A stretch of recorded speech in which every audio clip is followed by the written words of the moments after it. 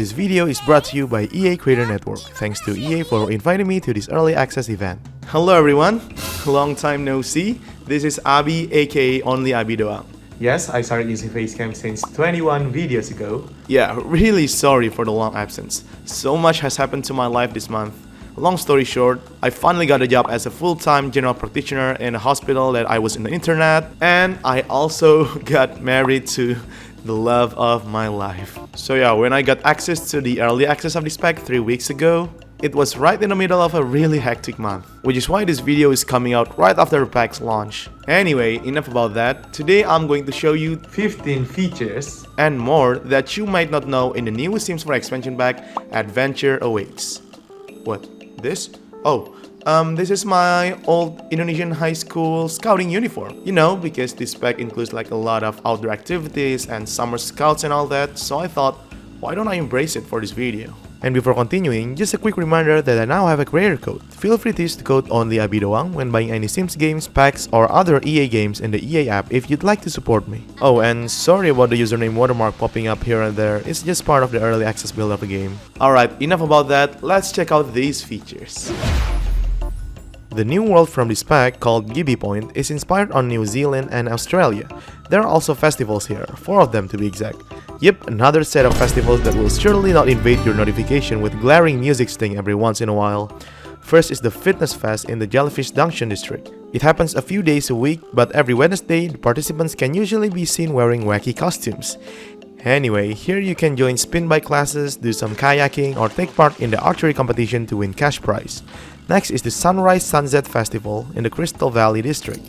In this festival, both child Sims and elder Sims will gather around to play in the playground, do some origami, eat food, and you can even catch a rare butterfly here, only appearing in this festival. Child Sims may also get a satisfying high five from the elders. After that is the Glow and Flow Festival in Jellyfish Junction district. At night, the waters in this district glows brightly and you can take a special swim or hop on a kayak to embrace its glow. You can also try the local delicacy, grilled astral jellyfish. Finally is the Round the Fire Festival in Wonderwood Wilds district at night. You can gather around the bonfire and campfire, meet the Plumbird superfan to learn more about them, find a Peculiar Plumbird yourself, or even catch a rare moth that only appears in this festival. Let's talk about imaginary friends. Yep, this pack has them making a return. You can buy these imaginary friend dolls from Build By. There are 4 different types of them and you can play around with the doll or talk to it. To summon the imaginary friend, as a child, you either need to reach level 3 creativity skill, befriend the doll, or have low social need. If one of these requirements are met, the doll will turn into an imaginary friend. Like the dolls, there are 4 different appearances for the imaginary friend. This one's called Little Monster, this one's Pretty Pegacorn, this is Wild Child, and this last one is called Crafty Kid. And you know what? The last one is my personal favorite, because it reminds me a lot of Coraline. You know, that creepy cartoon? That, and she looks much more tolerable compared to the others. Each of them have their own default personality, either goofball, evil, competitive, or creative. But you can change their personality before turning them into an imaginary friend. Each child can only have one imaginary friend. Others cannot see these imaginary friends, only the owner of the dolls can.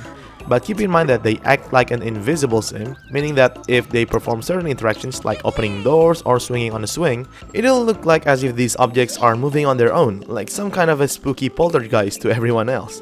Older sims with the childish trait also won't be able to have an imaginary friend, unfortunately. Also, never edit them in Creative Sim with cheats, especially Little Monster and Pegacorn, because this is how they look without the costume. What a nightmare. So yeah, kids can do many social interactions with their own imaginary friends like normal sims. Their personalities affect how they react to things and what kinds of activities or formative moments they suggest to your child. After some time, they will turn back into a doll and you can summon them again anytime you want. You can also tell them directly to go back to their doll form if you want some time alone. They may even pop up on their own on some occasions. Once you're close enough, you can use their imaginary boost power to give your child a powerful emotion depending on the imaginary friend's personality. You can also perform a special friendship fist bump once you're really close with your imaginary friends. There's an additional feature with evil imaginary friends though. Child sims can insult, yell at, and do mean interactions to their evil imaginary friends, in which it'll actually make you closer to them. This will give bad influence to the child and they may gain this budding evil persona reward trait that will transform into the evil trait once they grow up. Additionally, if you have enough bad influence by doing these mean interactions, you can even learn to start a fire from your evil imaginary friends. This basically lets you become a literal pyromaniac and burn anything you choose to desire anytime you want. They will even retain this ability after they grow up. Once your sim grows up to teenagers, the imaginary friend won't be able to be summoned anymore and they won't grow up along with you, unlike in Sims 3 generations. You can only do one of the two interactions. Say goodbye forever, where the imaginary friend will return to their imaginary land and cease to exist forever, or offer to make real. Choosing the latter will turn them into a real human teenager who joins your household, as long as there's room for another family member. Each imaginary friend has their own pre-made human appearance. Unlike in The Sims 3 though, these imaginary friends turned real aren't considered an occult, they're just regular Sims. They cannot go back to their doll form, and there isn't even a hidden trait marking them as a former imaginary friend. However, adding them to your household will also unlock new Create a Sim items, which vary depending on which imaginary friend you turned real. If you want, you can edit them in Create a Sim using cheats, save them to the gallery, and then add them back to your household to make them a normal Sim while still keeping their doll costume. This time, all Sims can finally see and interact with them normally. I've already uploaded them to the gallery if you want to check it out. You might think getaways are just vacations where you have to spend money and do leisure scheduled activities, but actually you can earn money from them too. To do this, you'll need to host a getaway on your own residential lot. For example, here I made a small summer camp setup at my home using the preset outdoor camp getaway schedule, with some activities tweaked a bit. Forgive my lazy building. If you host a getaway on your active residential lot, your earnings will depend on your lot's value and the number of non-household Sims attending each day. Guests who feel cared for and socially connected are even more likely to leave a tip. I also tried the cooking competition getaway preset to make some money and basically turned my sim into the Gordon Ramsay of the group. Yeah, I'm the one yelling at them, yet they still give me money. Getaways are super customizable. You can even create your own with custom schedules and roles to earn cash. Here, I tried making some sort of a hotel. It kinda works with the scheduled activities and all, but don't expect it to function like the resorts in The Sims 3 or the hotels in The Sims 2. At the end of the day, it is still just a series of scheduled events. I just wish there was some kind of a rating system for these self-earning getaways, something that could boost your income beyond just tips, lot value, and the number of attendees. Like Ravenwood, Innisgreen, and Hanford on Bagley, Gibbi Point also features a few quests that Sims can take part in, given by special NPCs. Some of these includes a storyline quest that uncovers the lore of Gibbi Point, and another set of quests about the area's peculiar local fauna, the Plumbird. What's a Plumbird, you ask? Well, it can either be this cute little fella you'll spot around certain parts of Gibbi Point, though sadly you cannot interact with them since they're just a visual effect, or this giant abomination that you definitely can interact with. Meet Pruella, the Peculiar Plumbird of Gibbi Point. Yeah, she's bigger than the regular Plumbird. She can be found near her suspicious giant nest, or you can also find her roaming around different parts of Gibbi Point. She usually wanders around, does some fishing, talking to random Sims, and many others. Her whole presence is a mystery itself. Yes, you can interact with her like a regular Sim. You can even ask about herself, and she'll always insist that she's truly an actual Plumbird. To learn more, you can dive into the Plumbird's lore and complete her special quests, either through this story frame or by clicking on her nest. There are 4 quests in total uncovering Plumbird's origin, and if you've done it all, you can perform some special interactions with her, like Super Hug, or Share Feelings, which will give you certain positive buffs. Additionally, yes, you can also romance her, and even marry her. Keep in mind that if you add her to the household, she'll turn into a regular Sim, revealing that she is indeed wearing a costume all this time. She'll also have this reward trait called Previously a Peculiar Plumbird, and if you have a baby with her, the baby gets a reward trait called Peculiar Plumbird Baby. Unfortunately, after digging through the game files, there's nothing special about it. No new interactions or abilities, just a trait. The competitive trait is the new personality trait in this pack, and in my opinion, it's probably one of the most in-depth traits in The Sims 4. First of all, Sims with this trait will actually start sweating when doing competitive activities, even ones from other packs. They'll also get a special sweat focus buff that gives a whopping +10 focus buff, which can really help with certain skills. They also get an exclusive interaction to ask others to play Battleblock 1v1 for a quick competitive gaming session using their phone. This trait comes with its own dynamic system called Competitive Spirit, which changes how Sims react after competitions. It's like a sub-trait in a way. Their spirit can range from abysmal, bad, good to excellent, and it influences their behavior after winning or losing a game. Sims with bad spirit tend to act more toxic whether they win or lose, while those with good spirit behave more sportsmanlike. The spirit level is dynamic and can be improved or worsened depending on how your sim handles competition. Encouraging healthy competition, offering skill tips, celebrating modestly after a win, or successfully holding your rage after a loss will improve their spirit. On the other hand, over-celebrating victories or raging after losses will make it worse.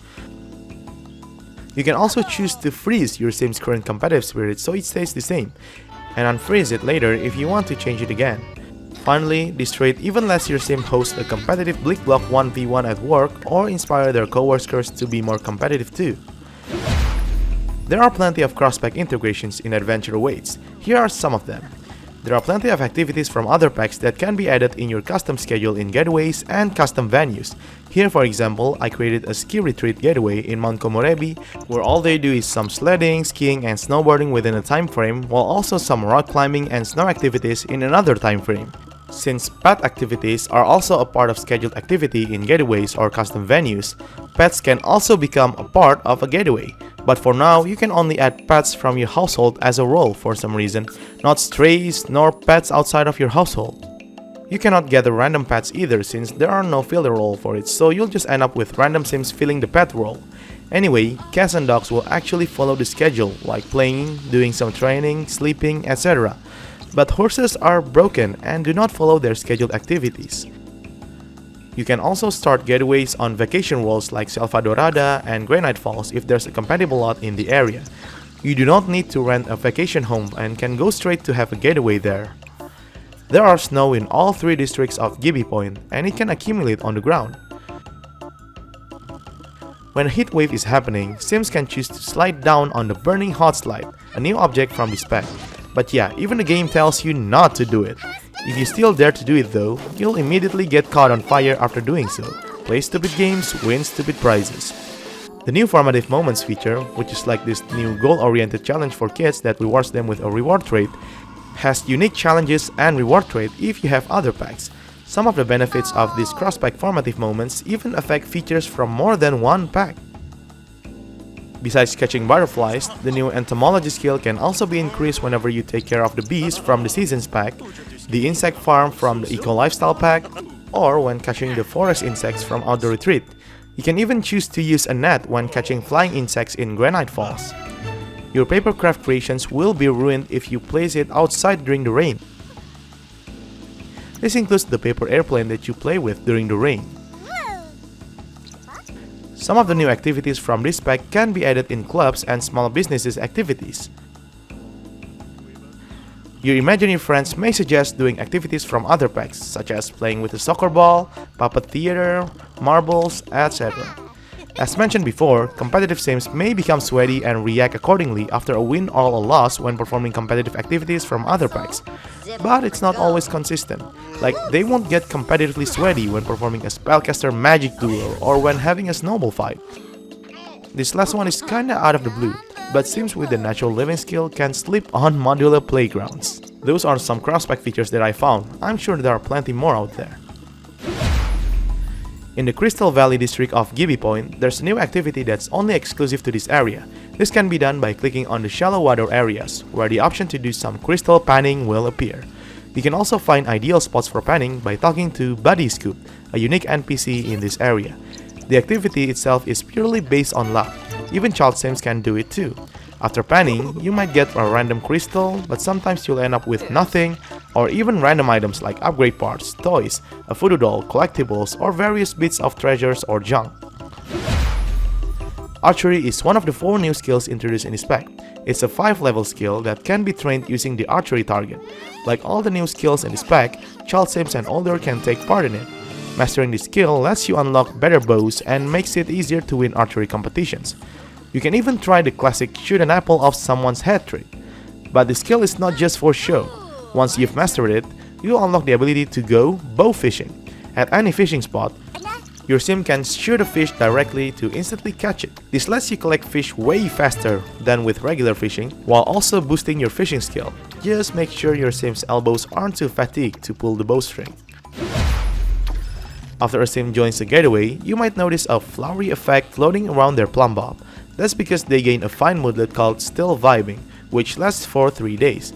This buff gives your sim some nice perks, like faster expiration of negative emotions and slightly quicker need recovery when using need-related objects. Additionally, if your sim actively participates in the scheduled activities during the Getaway, they will earn a unique permanent reward trait afterward depending on the type of Getaway activities you partook in. Each of these traits offer various benefits, such as lower need decay, improved social interactions, and temporary skill boosts whenever your sim reminisces about that particular Getaway memory. Butterflies and moths are the new collectibles that can only be found in Gibbi Point. Catching and researching them increases the new 5-level entomology skill. Each species can only be found in specific areas, times, or events. Butterflies usually appear during the day, while moths come out at night. You can hover over each butterfly or moth in the collection menu to get hints on where to find them. If you prefer staying at home, you can also raise a caterpillar using the incubator instead of catching them in the wild. They will grow up from a caterpillar to a cocoon and finally a mature butterfly or moth. Once you've discovered a butterfly or moth, their decorative effects can be unlocked in buy mode to bring some life and color to your lot. However, there's one special butterfly that requires a unique method to obtain. After finding 13 different butterflies and moths, if you use the papercraft set and have at least level 2 papercraft skill, you'll unlock the ability to craft the special magical origami butterfly. At first, it looks like an ordinary paper butterfly, but once you place it inside the butterfly habitat atrium that's available in buy mode, this origami butterfly will magically come to life, completing your collection. You can even gather it again from the habitat and place it anywhere you like. Modular playgrounds are one of the new features in this pack where you can create your own custom playground with different playground parts. At first, you may think that only kids can enjoy playing in the playground, but actually, teen sims and older can also enjoy these modular playgrounds as well. I created a club here filled with adult sims where the activities are playing in playgrounds and nothing else. Older sims can also use this standalone slide as well. This new pack introduced a new social interaction where you can trade collectibles with others. It's similar to how you can trade marbles in For Rent, but now I guess they decided to unlock it to all the other collectibles but lock it in this pack for some reason.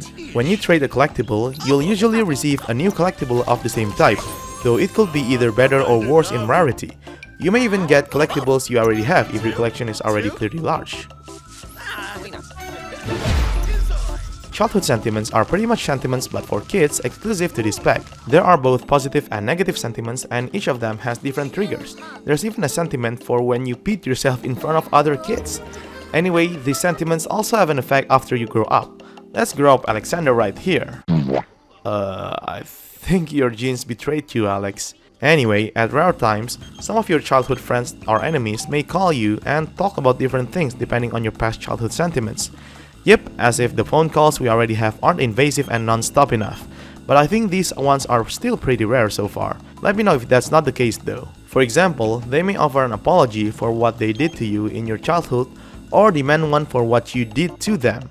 If you're close with someone, they may call you to catch up as an old childhood friend. One may call you and remember your embarrassing moment when you beat yourself. If you have a close childhood sentiments, you might even get some benefits. For example, an old childhood friend could reach out to offer you a job, lend you some money, or give you random items from the lost and found. There's a new video game console in this pack called NES. This time it stands for Nostalgic Entertainment System. Hold your horses, Nintendo. With it, Sims can play 2 brand new retro console games. The first one is called Tantrum, where you can pick a character and go on a rampage destroying cities. It's pretty clear this one's inspired by the classic game Rampage. The other is a retro version of Void Critters, and yeah, from the looks of it, you can probably guess it's heavily inspired by old school Pokemon games like Red and Blue, Gold and Silver, or Ruby and Sapphire. Though it's kinda weird that they use actual Sim sprite as the human trainers because it just looks so out of place. This pack also introduced another version of a campfire, like the one we already have in Outdoor Retreat. But with this pack, there's an additional functionality with campfires in general. Sims can now place a cooking surface on top of campfires. With that, they can cook various kinds of stews, like Getaway goulash, frog hot pot, and campfire chili. Sadly though, the animation is pretty much non-existent, since everything just pops out of thin air. Before we wrap up this video, as usual, I also want to give some honorable mentions to a handful of new features from this pack. Usually, when playing hide and seek, the hiders will hide inside bushes, beds, trash cans, and other objects. But if you play hide and seek with no viable objects to hide nearby, a box will appear out of thin air and the hiders will hide in there, solid snake style. You can pick your rock paper scissors preferences when you click on a sim, so the sim will always pick that option when playing the game. There's this small swimmable area in Crystal Valley district, but if you click on this part, the glowworms will light up, revealing this breathtaking glowing cave and pond. There's a geyser in Gibbi Point that erupts every once in a while, but there's a quest that leads you to activating a rock that can trigger the geyser to spout out lava instead. And finally, if you reach level 10 of the papercraft skill, you can create the totally realistic critters creation, which are these low poly looking birds that you all know and love. Look how similar they are. They truly are totally realistic to the actual living thing in this game. So those are 15 features and more that you might not know in the Sims 4 Adventure Awaits expansion pack. So what do you think of these features? Do you like it or find it disappointing? And if you have played this pack, do you know any other fascinating features? Let us know in the comments down below. Thank you so much everyone for watching this video. I hope that you liked it, and if you do and want more videos like this, be sure to subscribe to the channel if you haven't and if you want to support me. See you later!